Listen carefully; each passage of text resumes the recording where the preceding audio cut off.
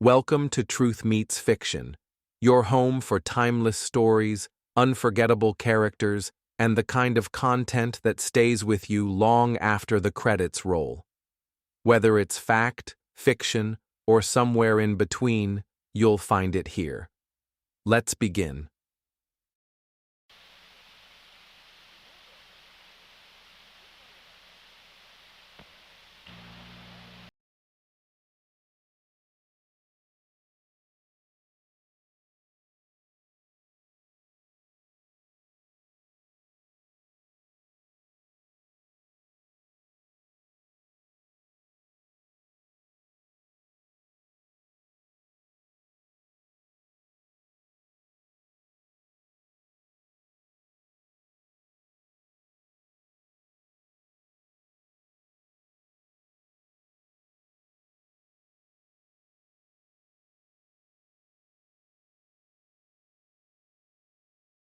No, Yes? Who is that? you got the telegram? Yes, I got the telegram, but who is that? Who is it speaking? Don't you recognize my voice? Oh, yes. Yes, of course. I'm sorry. What is it you want, Dreiser? Ignore the telegram. It's not important. Continue as arranged. But if it's not important, Listen, why have Reno. You want me to explain on the telephone? No, of course not. Then but, don't be stupid. There's nothing to worry about. The arrangements stand. All right, Dreiser. You know what to do and where to go? Yes, of course. I'll see you later. Very well.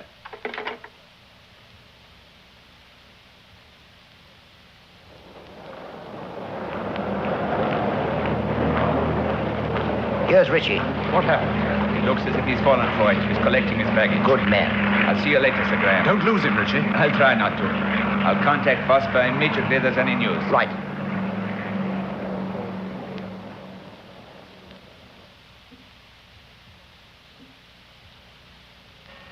Good heavens, is that 10 o'clock? Yes. It's curious we haven't heard anything about Reno. I don't like it. He's either given Richie the slip or he's contacted Dreisler. Well, it's a chance we had to take. You mean Reno may have telephoned Dreisler and found out about the phone call? It's beginning to look like it. It's over 10 hours since he left London Airport with Richie on his tail. But how can Dreisler be mixed up in it? After all, it was his daughter. Wait a minute, Steve. I'll see if Mr. Temple's in, sir. Of course he's in. Sir Graham's with him. Oh, come in, Vosper. Have you heard from Richie? Yes, I had a phone call at 6 o'clock, Sir Graham. 6 o'clock? Then why on earth haven't you been in touch with us? Because I've been waiting for another call, sir. What's happened, Vosper? Well, apparently Reno went to a hotel in Bloomsbury and stayed there until 4 o'clock, when a car picked him up. Who was driving the car? According to Richie, the driver wore glasses and a scarf. It might have been anyone. Go on, Vosper. Richie stayed on their tail as far as Chingford Green. Then the car pulled into a garage for petrol. Richie happened to be near a phone box, and he phoned me. That was at 6 o'clock. Yes.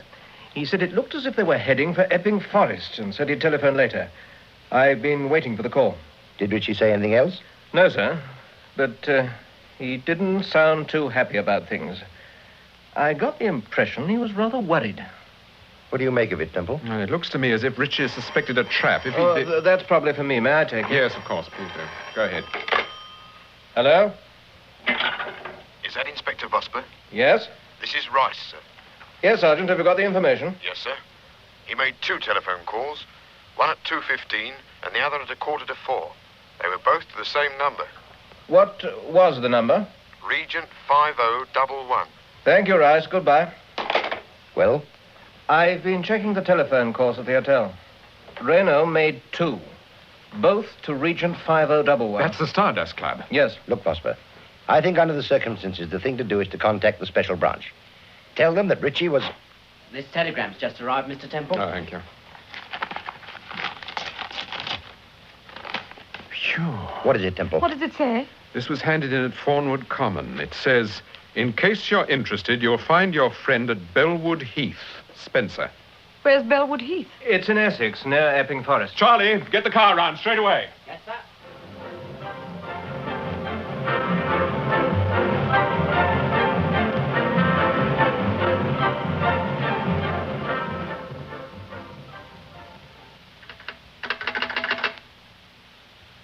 Number, please. Put me through to Bellwood Heath Police Station, please.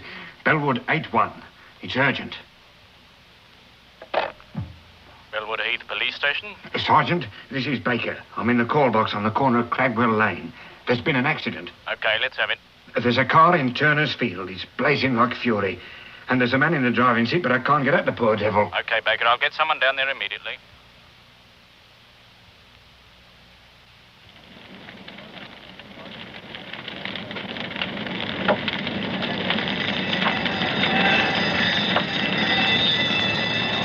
They've got him out of the car now, sir. Did you recognize him? Yes, just. Is it Richie? Yes, it's Richie, all right. Come on, Temple. We'd better take a look at him.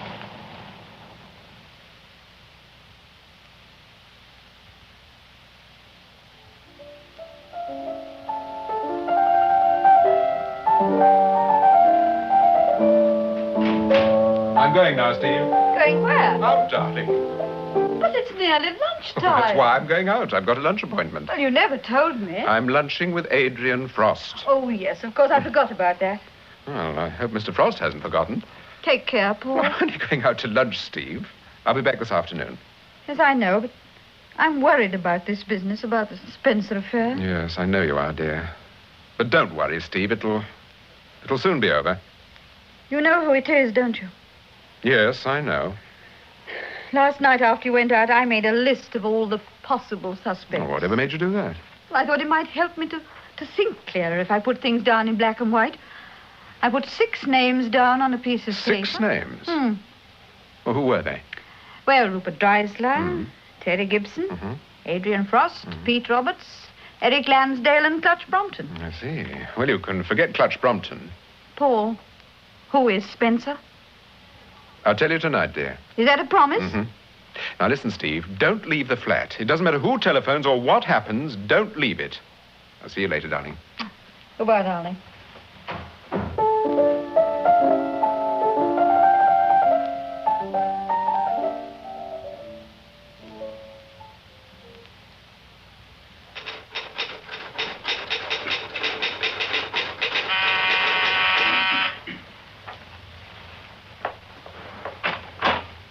Oh, hello, Temple. Good Lord, is it 1 o'clock? Yes, I'm afraid it is. Oh, I'm sorry. I had no idea it was so late. I was typing. Oh, that's all right.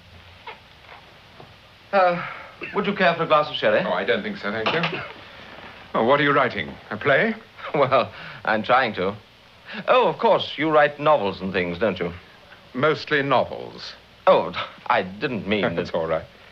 As a writer myself, I know how irritating it is to be interrupted, so if you don't feel like having lunch... Oh, not at all. I'm looking forward to it. It's very nice of you to ask me. Well, I thought it would be a good opportunity to have a talk. What about? Well, for one thing, I thought you might be interested to hear about Renaud.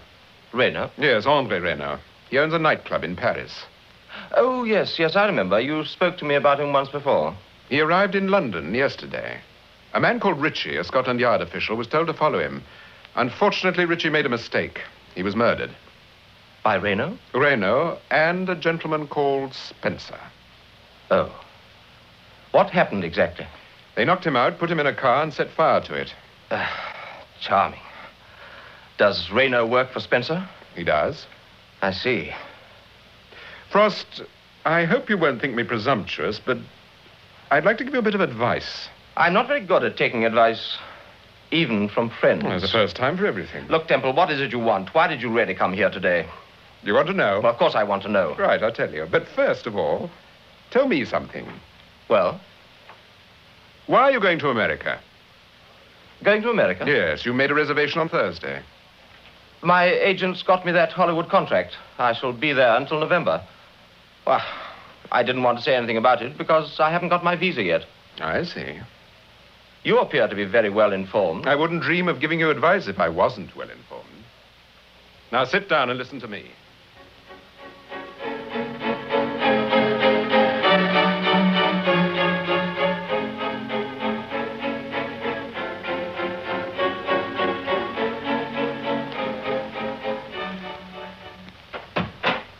Have you finished with the coffee, Mrs. Temple? Yes, thank you, Charlie. You can take the tray.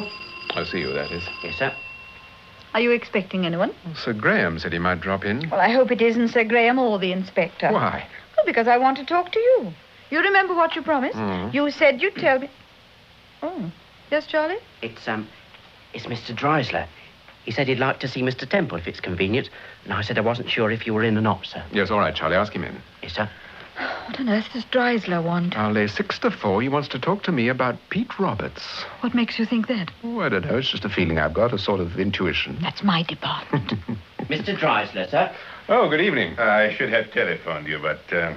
good evening, Mrs. Temple. We meet again. We do. Good evening, Mr. Dreisler. May I offer you a drink? No, that's very kind of you, but if you don't mind... Well, what can I do for you? I've decided to go away, to leave England for a little while. I thought, under the circumstances, I had better tell you this. But only the other day you told me you had no intention of leaving. Yes, I know, but, well, it's no use my staying here. I get depressed, and I'm neglecting my business. Also, I hope you'll forgive me for saying this, but, I don't think either you or Scotland Yard are making much headway. I don't think you'll ever discover who murdered my daughter. It's a difficult case, Dreisler. Yes, of course, I'm sure it is. But, please don't think I'm criticizing. That's the last thing I should wish to do. When are you going away? I'm sailing to New York on Thursday. Oh. Alone? No, I'm taking Pete Roberts with me. Pete Roberts? Yes. An American friend of mine is producing a new musical, and his leading man has been taken ill. I've persuaded Roberts to give an audition. Do you think Pete is good enough for Broadway? Yes, I do. I think he could be a big star. A really big star. If only he keeps off the drink. Well, I think you'll be lucky. I have a shrewd suspicion he'll keep off the drink, all right? Oh. Well, I hope you're right. I sincerely hope so. But what makes you so optimistic, Temple? The way he shaves. The way he shaves? Yes. Forgive me, but I don't understand. Do you understand what your husband means, Mrs. Temple? No, I'm afraid I don't. Is it a joke, perhaps? Yes, it's just a little joke. Well, thank you for calling. I hope you'll have a pleasant trip to the States. Yeah, thank you. If you want to get in touch with me, I should be at the Waldorf Astoria. You might tell Scotland Yard that. I will indeed. Goodbye, Mrs. Temple. Goodbye, Mr. Dreisler. I'll see you out. Thank you. Hello. Mrs. Temple? Yes? This is Inspector Vosper. Could I speak to your husband? Yes, just a moment, Inspector. Oh, is that for me? It's Vosper. He sounds very pleased with himself. Thank you. Hello, Vosper? Temple? Yes? I've got some good news for you. We've picked up Reno. Oh, good. What happened? The Harwich people picked him up this morning. He was trying to get through to Amsterdam. Has he talked? Not yet, but we're not worried. I've got some news for you, too, Inspector. Rupert Dreisler is leaving for America. He sails on Thursday. Yes, I know. Suite 23, A-deck. Oh. And Pete Roberts? Cabin 27. And Adrian Frost? Did you know about Adrian Frost? Yes, indeed. Cabin 19, B-deck. Quite a party, Inspector. As you say, quite a party. Well, I'll keep in touch. Thank you, Vosper. Oh, by the way, Miss Gibson's in Suite 38, in case you're interested. I'm interested. Good night, Inspector. Good night.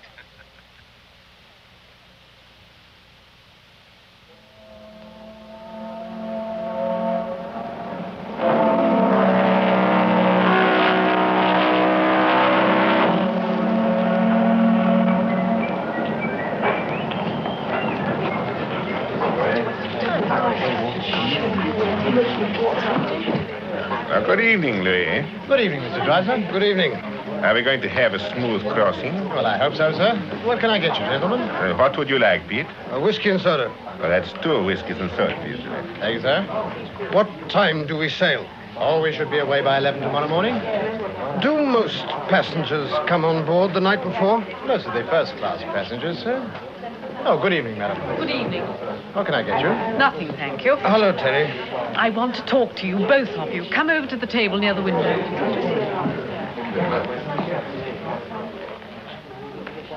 What's the matter, Terry? You look as if you've seen a ghost. I have. What do you mean? Temple's on board. Temple? But that's nonsense. It isn't nonsense. I've seen him. But why should Temple be on board? He's not going to America. How do you know he's not going to America? Where did you see him? On deck? Good evening. May I join you? Frost, what are you doing on board? I came to see you, Dreisler, and Mr. Roberts, and, of course, my old friend, Terry Gibson. Look, what is this? What are you doing here? Well, the natural assumption is that I'm going to America. Look, Frost, I don't know what it is all about, but... Yes, Temple. Don't you know what it's all about, Mr. Dreisler? No, don't get up, Miss Gibson, please. Sit down, Roberts. May I introduce Sir Graham Forbes? Sir Graham Forbes? Yes, of Scotland Yard. Dreisler, several days ago you sent for me and asked me to find out who murdered your daughter. Yes? Why did you do that? What do you mean, why did he do it? He's the girl's father. Isn't it natural that he should want to Dreisler know? already knew the answer to the question, Pete. He knew the name of the murderer. He knew why his daughter was murdered. That is not true. I think it is true, Dreisler. Mr. Temple, don't you think you'd better begin at the beginning and tell us what you know about this affair? He doesn't know anything. He's Be bluffing. quiet, Pete.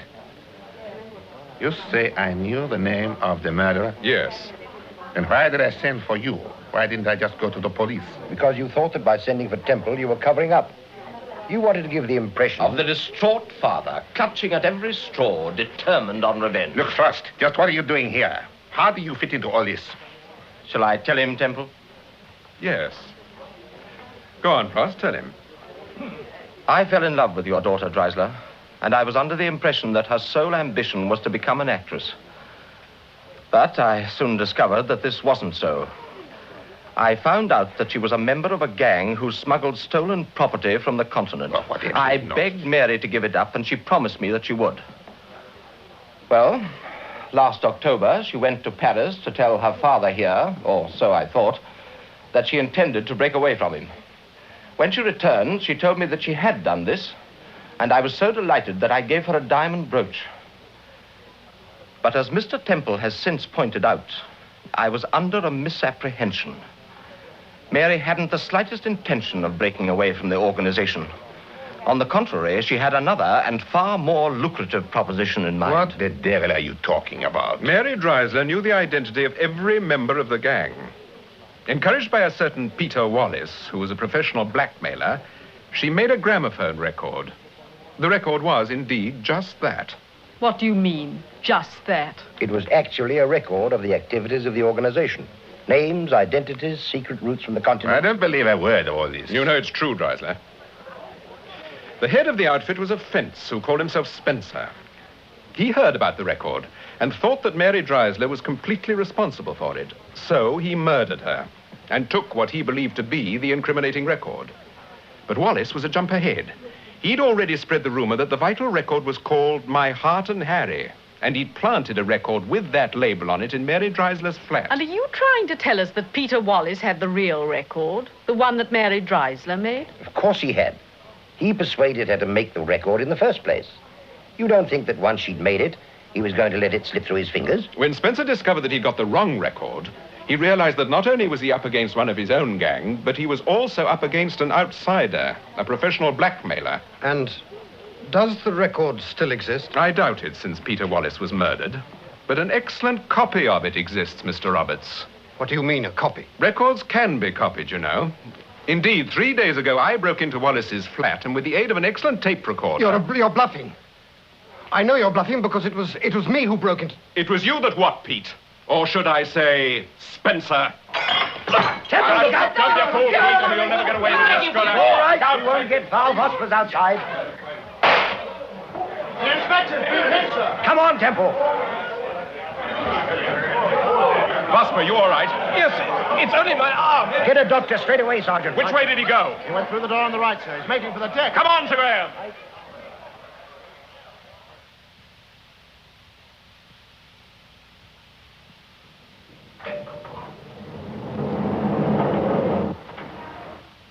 Which deck would you like to...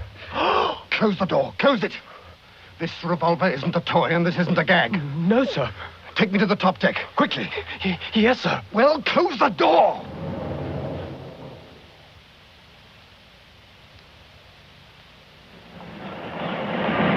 Well, Sergeant? We've been all over, sir. There's no sign of him. Look, Sergeant, he's on this boat somewhere. Any news, Harris? No, I'm sorry, sir.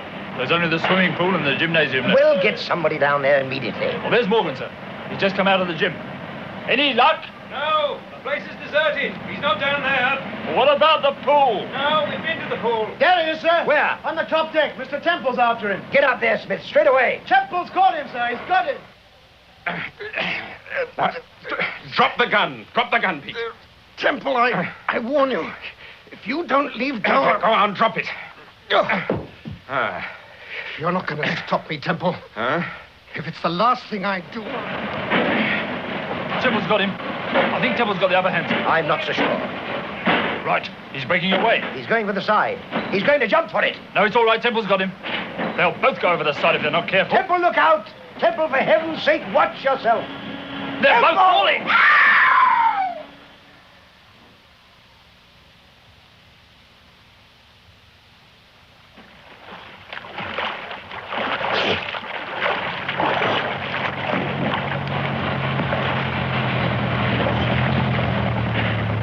There he is.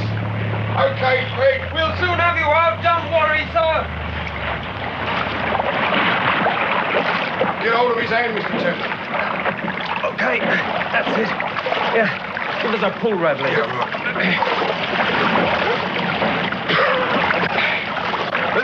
Steady now.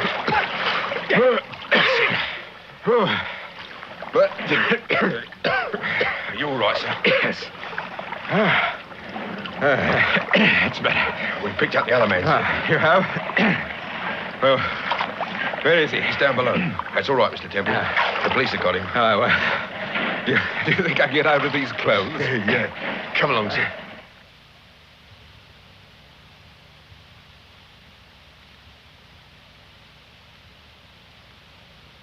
Do let me make you some sandwiches. Yes, and have another drink, Sir Graham. No, thank you both very much. I must be making a move. I promised to drop in on Vosper. How is he? Oh, he's going along nicely, thank you, Steve. It's nothing serious. You know, the thing I don't understand... Here we go. No, seriously, Paul. Yes, Steve? Why did Peter Wallace throw suspicion onto Adrian Frost? Frost wasn't a member of the gang. Wouldn't it have been much better from Wallace's point of view if he'd picked on one of them, say Dreisler or Terry Gibson? No, although he wasn't a member, he didn't want us to suspect the gang.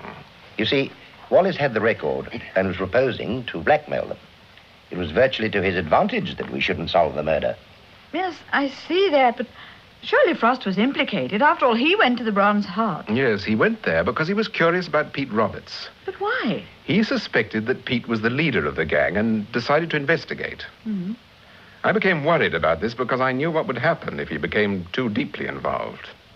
That's why I saw Frost and had a serious talk with him, and I persuaded him to tell everything he knew. Mm-hmm. I'd already warned him about Wallace. Wallace knew so much about Frost, I felt sure that he had access to his diary. But what about the record? Pete Roberts deliberately drew your attention to it. I mean, he actually told you that he'd made a recording of it. For a particular reason. What? He knew we'd heard about the record, and he was determined that we should think that it was simply a song. The last thing he wanted was us to suspect that the record contained vital information about the gang. In short, a deliberate mystery was created about My Heart and Harry in order to stop us from realizing what was actually on the record. Yes. Incidentally, what happened to the record? Was that the genuine record that Vosper saw? The one that disappeared from Mary Dreisler's flat? No, Wallace had the original record, but he'd planted a dummy in the flat. A recording of Oklahoma with the label My Heart and Harry. Oh, dear, this is so complicated. When Pete realized it wasn't the genuine record, he sent it back with the note, adored every minute of it, love, Spencer. Yes, I know, but why should he do that? What was your impression when you heard about the note, Steve? Well, I mean, it just sounded as though someone called Spencer had borrowed a record and was returning it. Exactly. And that was our impression. In fact, we shouldn't have given it another thought if it hadn't been for Clutch Brumpton. Yes, but it was after that the record disappeared. Yes, and that's how Judy Milton comes into the story. Judy was a friend of Mary Dreisler's, and she knew about the record. In fact, she came to the conclusion that Mary had been murdered because of it. Mm-hmm. So one day she went to the flat, secured the record. Ah, yes, but which one? The Oklahoma one, and took it away with her. She decided to take it to Terry Gibson because she thought Terry was a good friend of Mary's and would advise her what to do. When she arrived at the club, she overheard a conversation between Terry and Pete Roberts, became suspicious, and left the record in the ladies' cloakroom. I remember. The next day, she got in touch with your husband. Yes, but why did Judy Milton write you the letter when she'd arranged to see you, Paul? She was frightened I wouldn't keep the appointment, or that something might happen to her before we had a chance to talk. Which indeed it did. And was it Pete Roberts who murdered Judy Milton? Yes. And the night we came back from the Stardust Club, they smashed our radiogram. Because Roberts thought Judy Milton had got hold of the real record, and obviously he didn't want us to play it. Mm. And another thing, Pete Roberts. Now, you told him that he was likely to be murdered. Why? I overheard Terry Gibson talking on the telephone about Pete. Now, I was pretty sure they were talking about Pete Wallace, but I wanted to cover up that I knew, so I deliberately told Roberts about the conversation. I gave him the impression that I thought he was the person that was likely to be murdered. Oh, clever, to put him off the set. I then asked Vosper to check all phone calls to the Stardust Club. And that confirmed your suspicions. It was Pete Roberts that Terry had been talking to. I see. Well, Roberts must have been a clever man. He was. He was indeed. But there was just that kink, I suppose. He was certainly a good singer and a pretty good actor, too, if it comes to that. A good impersonator, yes, but not a good actor, Sir Graham. He never really convinced me that he was a dipsomaniac. Oh, yes, that's because you saw him shaving. Oh, now what on earth has that got to do with it? His hand was as steady as a rock.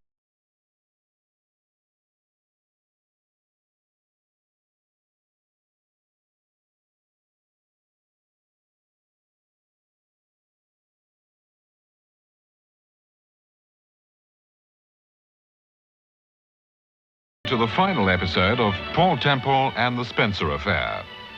The part of Paul Temple... This place is wired. There's a microphone behind the radiator. Somebody's been listening to every word. ...was played by Peter Cook. Steve, his wife... I would loathe the kipper, Charlie. I never want to see another fish as long as I live. ...was played by Marjorie Westbury. Sir Graham Forbes... Well, they've a very good lounge at London Airport. There's no reason why we shouldn't be sitting there. ...played by Lester Muddett. Adrian Frost... As Mr. Temple has since pointed out, I was under a misapprehension. ...was played by Simon Lack. Terry Gibson... I don't believe Pete's mixed up in anything, but it's not what I think, it's what the police think. ...was played by Isabel Dean. Rupert Dreisler... Yes, Salzburg is a lovely city, Mrs. Temple. It's a pity I can't spend more time there. ...by Brewster Mason. Inspector Vosper... You found Judy Milton dead with the revolver in her hand. Naturally, you thought the shot you had heard had killed her. ...by Hugh Manning. Charlie... Well, those two chaps, they knocked me out and they dumped me here in the kitchen. ...was played by James Beattie. Peter Wallace... I think Adrian Frost had some kind of influence, an evil influence over Mary. ...by Frank Partington. And Pete Roberts, alias Spencer... They all wanted to make a star out of me. It was no use. Just drink, that's all I wanted to do. ...was played by Thomas Heathcote. Production for the BBC was by Martin C. Webster.